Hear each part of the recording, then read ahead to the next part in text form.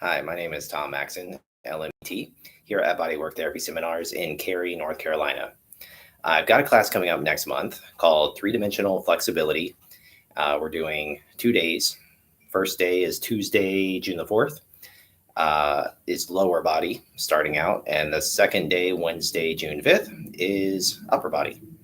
And I wanted to kind of talk about, what does this mean? What is three-dimensional flexibility? Why do you want to learn it? How's it going to help you and your clients get to where they want to be? And kind of where did this come from? What's the origin of this concept that I've been throwing around for a couple of years now? About 10 years ago is where it started. I had just started doing a program, Eric Dalton's myoskeletal alignment training.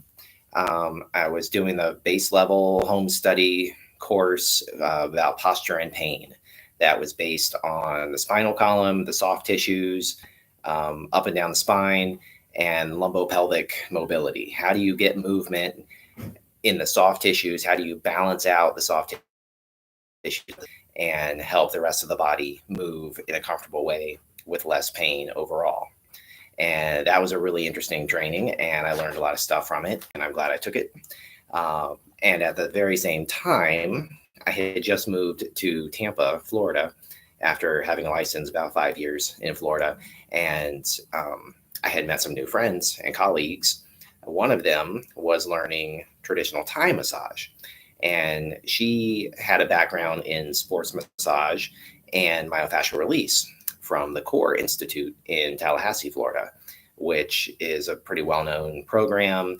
It's very intensive into myofascial and fascia and the kind of traditional understanding of how do we move and manipulate the connective tissue to create movement in the body and to solve other problems with mobility. So we had kind of an instant connection because I had a lot of that same training from another school where I went to massage school for my entry-level program was Space Coast Health. And they had a very strong sports and myofascial release basis in their curriculum. So talking with this new friend of mine who had grown up doing ballet and was really into sports and was at the time working on a couple of the Tampa Bay Bucks football players.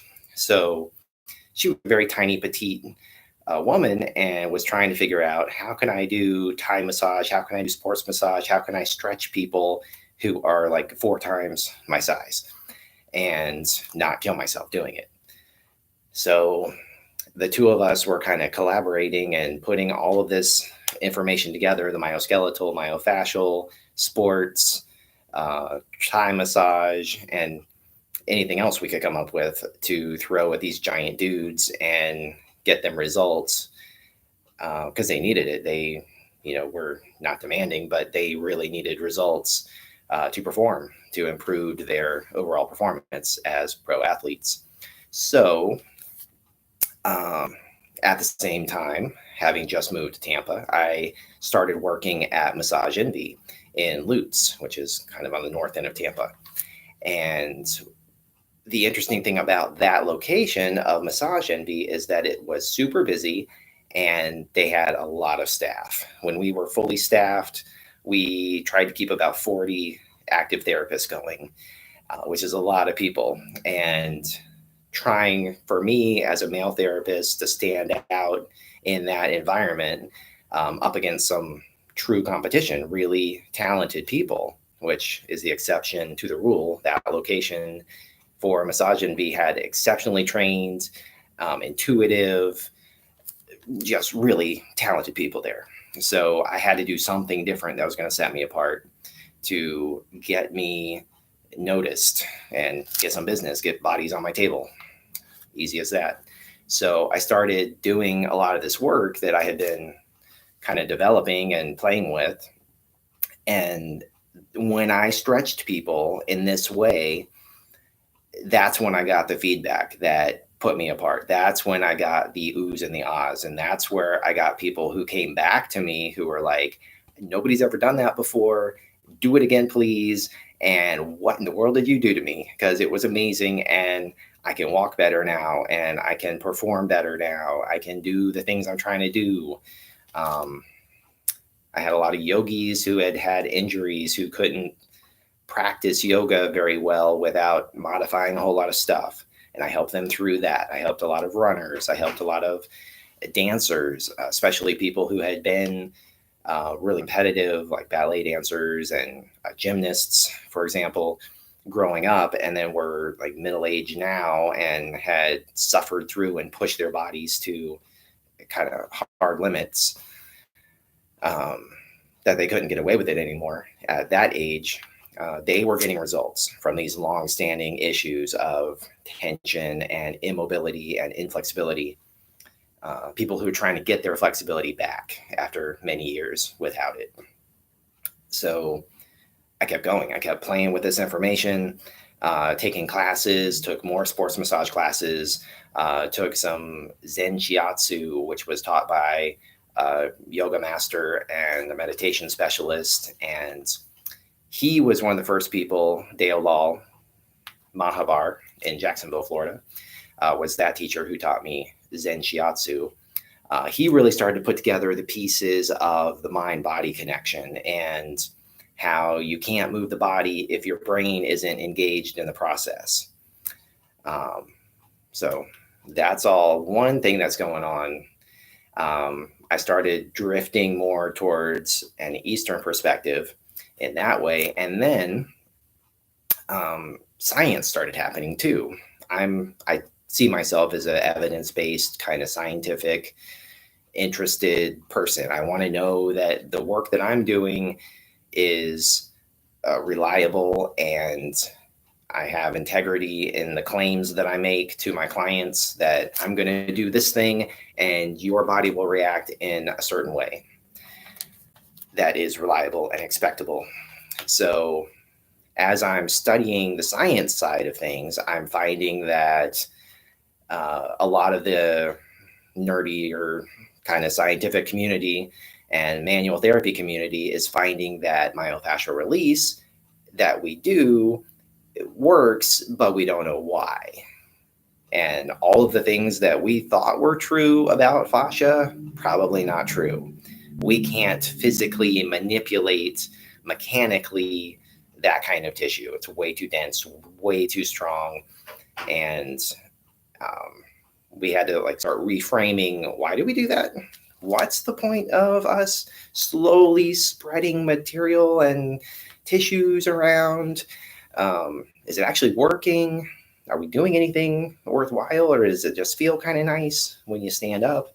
There are a lot of questions coming out of this new science that was telling us that we couldn't focus so hardcore on the musculoskeletal systems. We had to focus on the nervous system, which, like the Eastern side has been telling us for millennia, there is a mind-body connection. The brain has to be engaged with the movement of the body.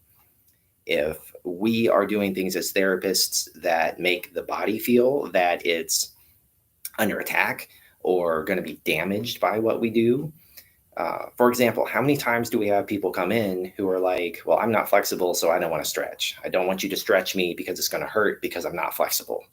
So you get in this weird circle of, well, if you'd let me stretch you, you might be more flexible and then it wouldn't hurt so much. And, you can go around in circles. And this material that I'm going to teach in 3-dimensional flexibility kind of answers that question. How do we do it in a way that is beneficial, evidence-based, and comfortable? How do we stretch people in a comfortable way that their brain is going to accept without fighting back and without feeling uncomfortable, without feeling painful, like they're being beaten up and torn apart and tortured? That's the worst thing that I would want for my clients, to feel like they had to withstand and endure and struggle through a massage. So how are we going to do that? We're going to look at breathing. We're going to look at how does the nervous system respond to different stimuli than the muscular system does? How do the joints move in a three-dimensional way, because we live in a world that is full of dimension, and the nervous system can feel and examine the earth and all of our environment around us with so much depth in all dimensions, in every way, up, down, top, bottom, front, back, left, right. There's so many dimensions. And we're going to talk about why is that important? How can we kind of restructure how we think about the body when we go in to do work? And how do we get results that last for our clients who need it? And that's kind of the basic point of this. The lower body, we're going to look more at the hips and low back and how that affects mobility of the rest of the legs on down through the feet. How important is the brain to the pelvis? Why is there such a strong connection between the brain and the pelvis? There is one. There is a connection. It is there.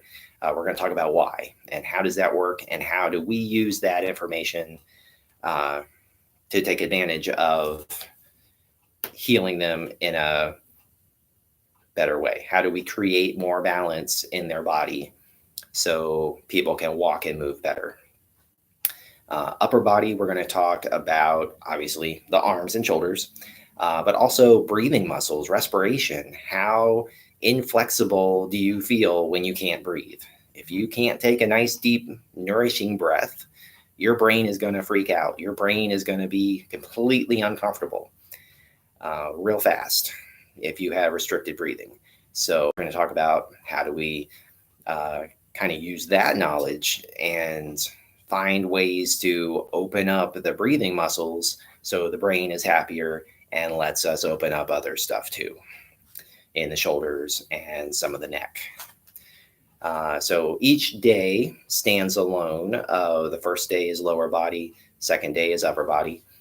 You can take one or two or either or, whichever you want to do.